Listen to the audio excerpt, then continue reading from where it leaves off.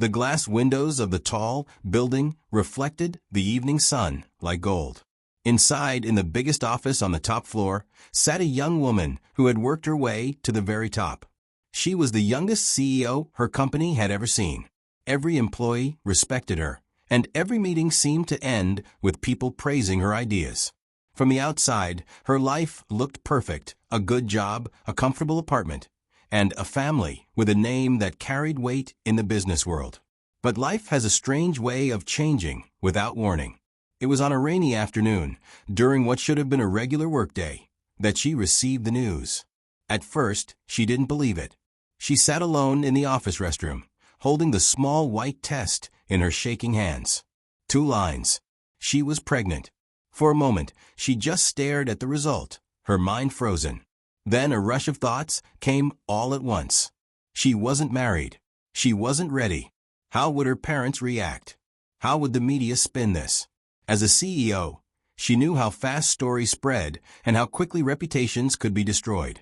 When she told the man she had been seeing, she expected him to be surprised, maybe nervous, but also supportive. Instead, his face turned pale.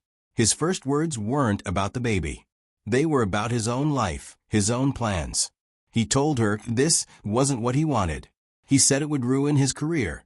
And then, just like that, he walked away. No calls, no visits, no promise to stand by her. That night, she sat in her apartment, staring out at the city lights, feeling more alone than she had ever felt in her life. But the hardest moment was still ahead. When she told her parents, they listened without saying a word. Their faces were cold and unreadable. After a long silence, her father finally spoke, and his words felt like ice. He said their family name could not be linked to a scandal. He said if she wanted to keep the baby, she would have to do it alone, without their support, without their money, and without their home. Her mother looked at her with eyes that were more disappointed than sad. She didn't argue. She didn't defend her. She simply turned away. The next morning, she packed a single suitcase. Everything she had worked for, the comfort, the security, the status, vanished in one night. She left the building where she had grown up, where every wall had memories, without looking back. It wasn't just the loss of wealth that hurt. It was the loss of family, of belonging. For a few weeks, she stayed in a small hotel near the edge of the city. The room was clean, but smelled faintly of damp carpet. The walls were thin, and at night she could hear people talking in the hallway. She tried to keep working at the company, but things felt different. Without her family's backing, whispers began. Rumors spread. People started questioning her leadership. Eventually, she realized she couldn't stay there either. One by one, the cards of her old life fell away. She sold her expensive clothes to pay for rent. She learned to live on instant noodles and cheap bread. She stopped answering calls from old friends, too embarrassed to explain what had happened. Still, she held on to one truth: she was going to have this baby. She didn't know how she would manage, but she refused to give up. The city in winter can be a cold, unfriendly place. She walked the streets in her worn coat looking for jobs. She didn't mind working somewhere far from her old world, a cafe, a small shop, anything. But everywhere she went, she saw the same look.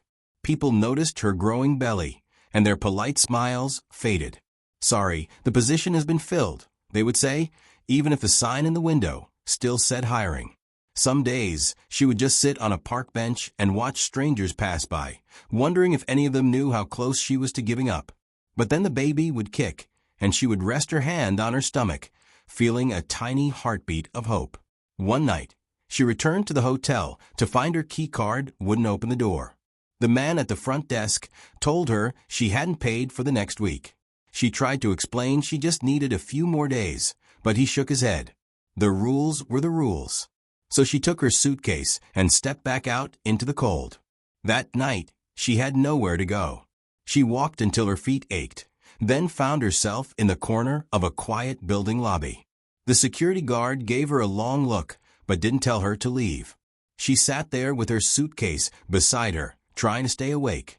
Her life, which once felt so certain and bright, now felt like it had been reduced to this: a suitcase, a heavy heart, and an unborn child she loved more than she could explain. But what she didn't know that night was that this moment, This lowest point would be the start of something she could never have imagined. Because soon, she would meet someone who would change everything. The night was colder than she expected.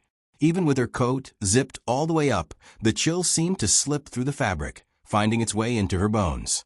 She shifted in the corner of the lobby, trying to keep her head up, afraid that if she closed her eyes for too long, someone would come and ask her to leave. Hours passed slowly.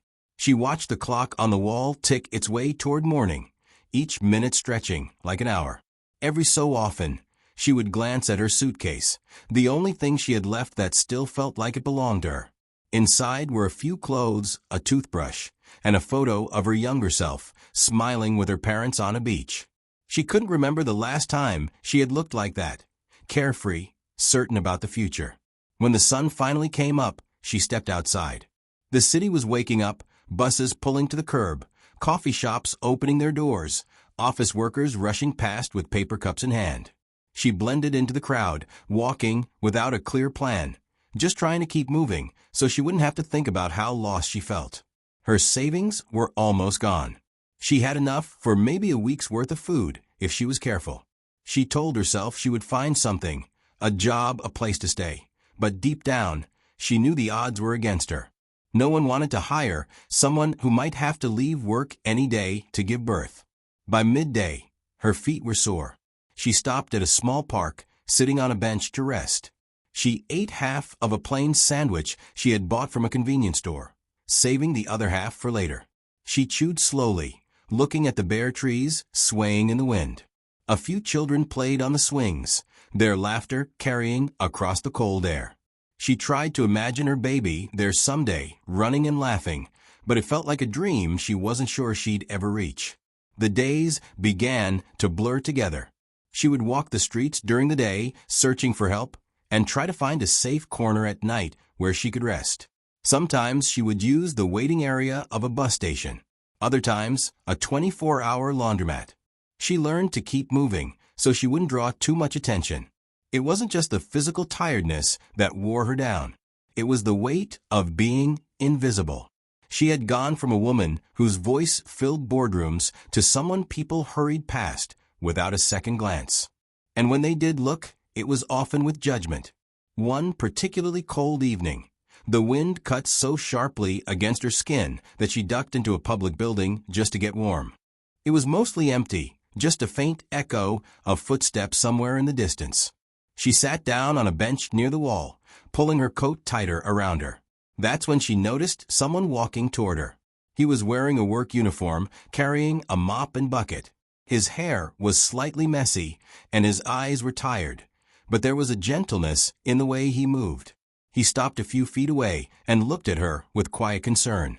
"You okay there?" he asked, his voice calm but curious. She hesitated, unsure if she should answer. "Yeah, just resting," she said softly. He nodded, but didn't walk away. "You've been sitting here a while. You waiting for someone?" She shook her head. "No, just needed to get out of the cold." Something about the way he listened made her feel like he wasn't judging her. Still, she didn't want to share too much. But when he glanced at her suitcase and then back at her, she saw understanding in his eyes. "You hungry?" he asked after a moment. She blinked, surprised. "I'm fine," she replied quickly, though her stomach told the truth. Without another word, he set his mop aside and reached into his bag, pulling out a small thermos and a sandwich wrapped in foil. "I was going to eat this for dinner, but you look like you could use it more," he said, holding it out. She hesitated again. Pride told her to refuse, but her hunger won. "Thank you," she said quietly, taking the sandwich. As she ate, he sat down a few feet away, giving her space, but not leaving. "My name's Daniel," he said after a while. "I work here most nights." She told him her name in return, and for some reason, she found herself adding, "I used to have a good job, a home, everything. Now I don't." Daniel didn't ask for details. He just nodded, like he understood. "Life has a way of flipping upside down when you least expect it," he said. There was a pause. She looked at him, curious. "Has that happened to you?" He gave a small smile, one that carried both sadness and warmth. "Yeah. Lost my wife a few years back. Been raising my daughter on my own since then. Things aren't easy, but we manage." For a moment, they just sat there in the quiet. Something about hearing that he knew what it was to lose something made her feel less alone. When she finished the sandwich, she thanked him again. She expected him to say goodbye and go back to his work, but instead he said, "You shouldn't be out in this cold. It's not good for you or the baby." Her eyes widened slightly. "You can tell." He shrugged gently. "I'm a dad. I notice these things." She didn't know what to say. No one had spoken to her like that in weeks, with genuine care, not pity. "Look," Daniel said, standing up, "I'm not trying to make you uncomfortable, but if you've got nowhere to go, I have a couch at my place. It's nothing fancy, but it's warm, and my daughter's a good kid. You'd be safe there." She stared at him, caught between caution and desperation. Accepting help from a stranger felt risky, but so did spending another night without shelter. And in that moment, something inside her whispered that maybe, just maybe, she could trust him. She hesitated for a long moment after Daniel's offer. The sound of the wind outside reminded her of how bitter the night had become. Her hands, tucked deep in her coat pockets, were already numb. She looked at him, not just at his face, but at his eyes. They didn't carry the sharp edge of judgment she had grown used to. They were calm, steady, almost like an open door in a storm. Still, her voice was careful. I don't want to be a burden." Daniel shook his head. "You won't be. Just until you figure out your next step. Everyone needs a little help sometimes." That last sentence stayed with her. Everyone needs a little help sometimes. It had been so long since anyone had said something that simple yet comforting to her. She finally nodded. "All right, just for a little while." He gave her a small smile, picked up his mop and bucket, and said, "I just need to finish up here. It won't take long." She waited in the lobby until he returned, then followed him out into the crisp night air. The walk to the bus stop was quiet, except for the sound of the city winding down. Daniel didn't push her to talk, and she was grateful for that. When the bus arrived, they found seats near the back. She kept her suitcase close, almost like it was the last piece of her she could protect. Daniel sat beside her, looking out the window, letting her gather her thoughts. It was a short ride, but by the time they stepped off the bus, she could see her breath in the cold air. They walked down a quiet street lined with small houses, some with dim lights in the windows. When they reached one with a porch light glowing faintly, Daniel stopped. "This is us," he said, unlocking the door. The warmth hit her as soon as they stepped inside. It wasn't the kind of heat from expensive systems she had grown up with. It was softer, coming from an old radiator in the corner, and the faint smell of something baked earlier that day. A small voice came from the living room. "Dad." A girl, maybe 7 or 8, peeked around the corner. She had a head full of loose hair and was wearing pajamas with little stars printed on them. When she saw the stranger standing behind her father, she tilted her head curiously. "This is a friend," Daniel said gently. "She's going to stay with us for a little while." The girl's face brightened in a way only a child's can. "Hi," she said, as if this were the most exciting news of the day. She smiled back, feeling an unexpected warmth in her chest. "Hi." Daniel showed her to the living room, where an old but comfortable couch sat against the wall. A folded blanket and pillow were already placed there. "It's not much," he said, "but it's yours for now." She ran her hand over the fabric, surprised at how safe it felt. "Thank you, really." In the kitchen, Daniel poured her a glass of warm milk and set it on the coffee table. "It helps on cold nights," he said with a small grin. They talked a little after the girl went back to her room. She didn't share every detail of her past, but she told him enough for him to understand she had nowhere else to go. Daniel didn't press for more. He listened, nodded, and only spoke to offer comfort. "What matters is you're here now," he said. As she sipped the milk, she looked around the small home. The walls had framed photos of Daniel and his daughter at different places: a park, a school event, a beach trip. The furniture was mismatched but well kept. It wasn't a house built for show, but for living. That night, as she lay on the couch, she pulled the blanket tight around her and listened to the soft hum of the radiator. It had been weeks since she'd felt warm in more ways than one. She could hear Daniel's quiet steps in the hallway, checking to make sure the doors were locked, then the faint creak of his bedroom door closing. For the first time in a long time, she let herself close her eyes without fear. The thought of tomorrow still carried uncertainty, but tonight she was safe. The next morning, she woke to the smell of something cooking. She sat up, rubbing her eyes, and saw the sunlight streaming through the small living room window. In the kitchen, Daniel stood at the stove, flipping pancakes, while his daughter set the table. "Good morning," he said over his shoulder. She smiled faintly. "Morning. Hope you're hungry," he added. She was. The pancakes were warm and fluffy, and Daniel's daughter kept telling her little stories between bites. The girl's laughter was infectious, and for a moment, she forgot about all the heavy things waiting outside this little home.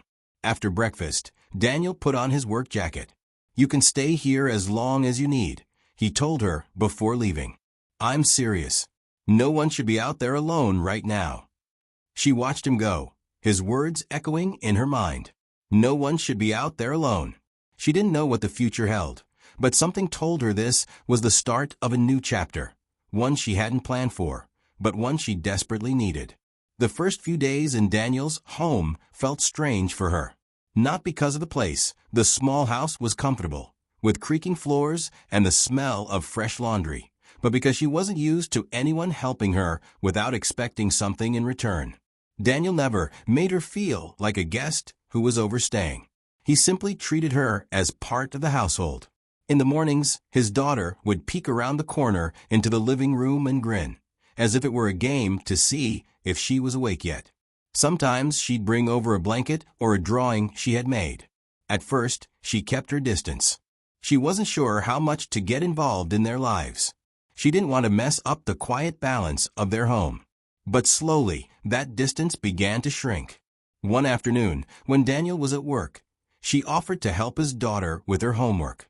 The little girl sat at the small kitchen table, chewing on her pencil while looking at a sheet of math problems. "I'm not good at this," the girl said with a sigh. "Neither was I at your age," she replied, sitting down beside her. "But I learned a trick." Within minutes, they were both leaning over the paper, counting on fingers and laughing at silly mistakes. By the end, the girl looked up proudly. "I did it," she said, her eyes bright. Moments like that became more common. She found herself cooking simple dinners when Daniel worked late. She folded laundry, swept the floors, and helped keep things tidy. Not because she felt she had to, but because she wanted to. Daniel noticed. One evening, as they sat in the kitchen after the girl had gone to bed, he said, "You've been a big help around here. Lily loves having you here." She smiled, though her eyes dropped to her hands. "I'm just trying to do my part. You've done so much for me." Daniel shook his head. "It's not about keeping score. You're part of the family now, whether you realize it or not." The word family stuck in her mind long after they finished talking. It was something she thought she had lost forever. Outside the walls of the little house, life was still difficult. She applied for work, but the rejections kept coming. Yet every time she returned home, Daniel's steady kindness reminded her she wasn't facing it all alone. She also noticed how carefully he balanced his own responsibilities. He worked long hours cleaning the building, then came home and gave his daughter his full attention, helping with homework, listening to her day, tucking her in with a story. It was clear that his love for her was the center of his life. Sometimes, after Lily had gone to bed, they would talk quietly over cups of tea. She learned that Daniel had been a mechanic before his wife passed away, but when raising his daughter alone became the priority, he took the janitor job for steadier hours. "I'm not rich," he said one night, "but I've got enough to keep the lights on and a roof over our heads. That's what matters." She thought about her old life, the luxury, the status, the endless meetings. None of it had felt as grounded as this simple truth. As the weeks passed, she began to feel more settled. Her belly was growing, and Lily often liked to sit beside her and rest a tiny hand there, fascinated by the idea that a baby was inside. "Is it a boy or a girl?" Lily would ask. "I don't know yet," she'd answer with a smile. "But either way, they're going to have a very nice friend named Lily." The girl would beam at that. One rainy afternoon, they baked cookies together. Her, Lily, and Daniel when he came home early. The kitchen smelled like vanilla and sugar, and they laughed when the first batch came out a little too crispy. "These are still good," Daniel said, taking a bite. A little extra crunch never hurt anyone. It was such a small thing, yet it filled her with a sense of belonging she hadn't felt in months. In the quiet moments, she began to think about what was next. She couldn't stay forever, no matter how kind they were. She needed to find a way to stand on her own feet again. But the fear that had once gripped her, the fear of being completely alone, had started to fade. Because now she knew there were people in the world who would reach out without asking for anything back. People who would see her as more than her mistakes or her past. Daniel had given her more than a couch and a warm meal. He had given her space to breathe, to heal, and to remember who she was. One evening, as they sat together in the living room, Lily reading on the floor and Daniel sipping tea beside her, she realized something. She didn't feel like a burden anymore. She felt like she belonged. Days turned into weeks, and slowly, she began to feel like herself again, or at least a new version of herself. The exhaustion and fear that had been her constant companions were still there, but now they were softer, like distant clouds instead of a storm over her head. Daniel never made her feel pressured about finding work or moving out quickly.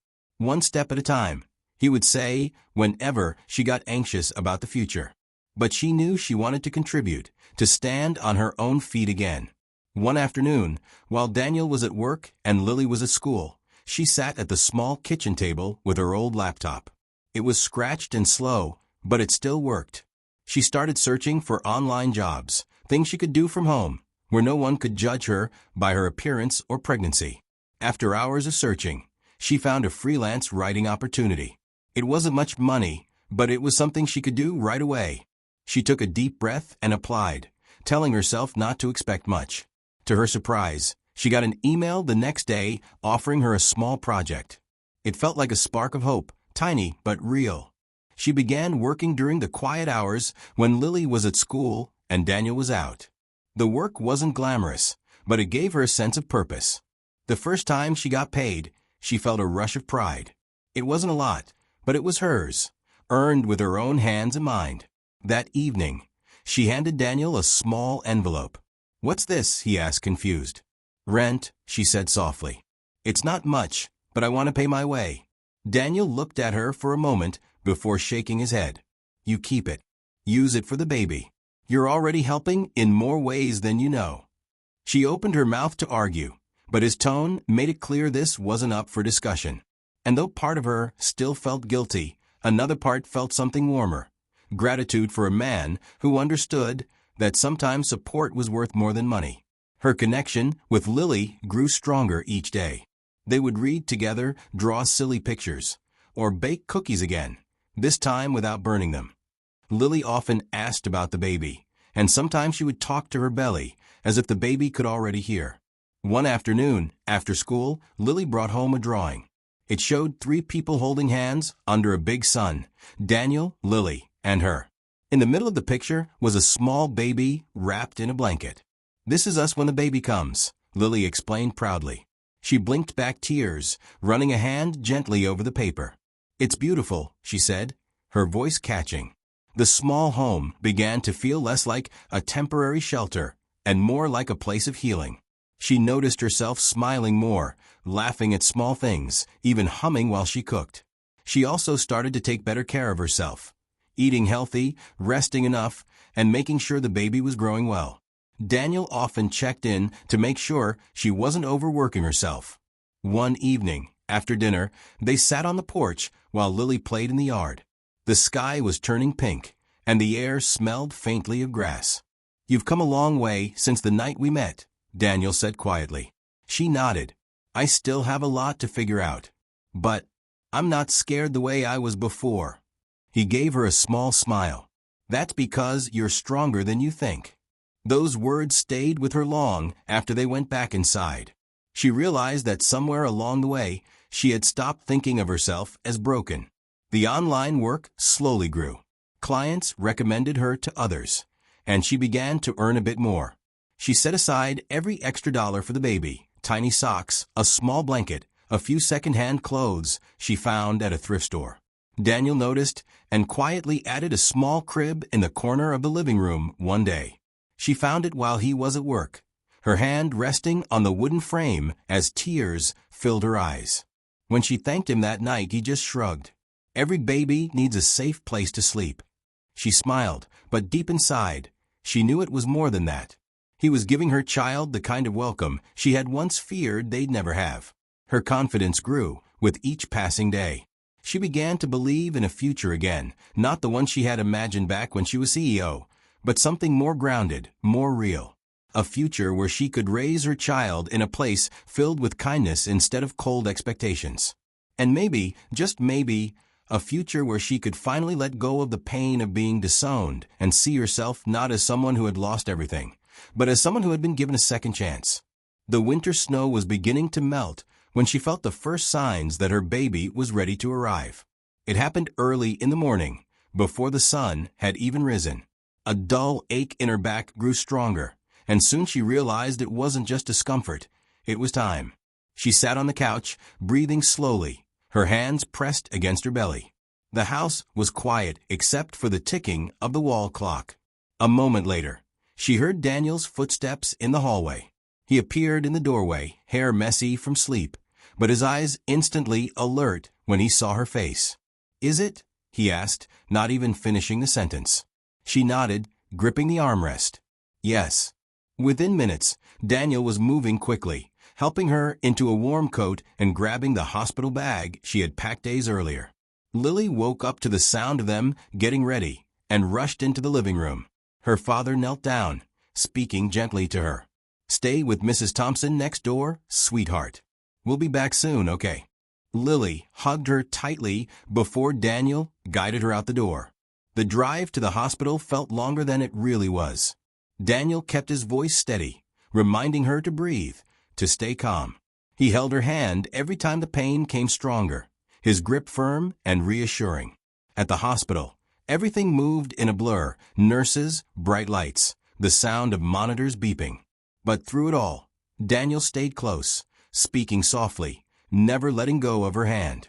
Hours later, the room was filled with the sound of a baby's first cry. She lay back against the pillow, tears spilling down her cheeks as the nurse placed the tiny bundle in her arms. The baby's eyes were closed, but their small fingers curled instinctively around hers. She felt a rush of emotions all at once, relief, joy, and a love so strong it almost hurt. "You did it," Daniel said quietly, his voice thick with emotion. She looked up at him, smiling through tears. "We did it." For the next few days, she stayed in the hospital, recovering and learning the rhythms of caring for her newborn. Daniel visited every day, bringing Lily along. The little girl would peek into the crib with wide eyes, whispering softly to the baby, as if sharing secrets only they could understand. When it was finally time to leave, Daniel drove them home. The moment they stepped inside, she saw that he had made a small corner of the living room into a cozy space for the baby. The crib he had found, a soft blanket folded neatly, and a tiny mobile hanging above. It wasn't grand or expensive, but it was perfect. The first nights were long. The baby cried often, needing to be fed, changed, or simply held. She moved through those hours in a blur, but Daniel and Lily were always there to help. Sometimes she would wake to find Daniel in the rocking chair, holding the baby against his chest, humming quietly. The sight made her heart ache in the best way. Here was a man who had no obligation to her or her child, yet treated them both as if they were his own family. Weeks passed, and the little house was filled with new sounds, the baby's tiny cries, soft lullabies, and laughter that came more easily now. She continued her online work, building a small but steady income. The future still had uncertainties, but it no longer frightened her. One evening, after Lily had gone to bed and the baby was sleeping peacefully in the crib, she and Daniel sat at the kitchen table with mugs of tea. The warm yellow light above them made the space feel even smaller and cozier. "I don't think I've ever thanked you properly," she said quietly. Daniel looked at her with surprise. "For what?" "For everything," she replied. "For that night you saw me sitting in the lobby and didn't just walk past. For giving me a home when I had nothing. for treating my baby like family from the very first moment." Daniel shook his head. "You don't need to thank me. You just needed someone to stand by you, that's all. I've been in places where I wished someone would do the same for me." She felt tears gathering in her eyes, but didn't let them fall. "You've done more than that. You've given me a chance to start over." Spring arrived, and the days grew warmer. Lily often played in the yard while she sat on the porch with the baby in her arms. The air smelled of fresh grass, and the sun felt gentle on her skin. She would watch the two of them, Daniel raking leaves, Lily chasing after a butterfly, and think about how far she had come from that cold night in the city. She was no longer the woman who had been disowned and left to wander the streets. She was a mother.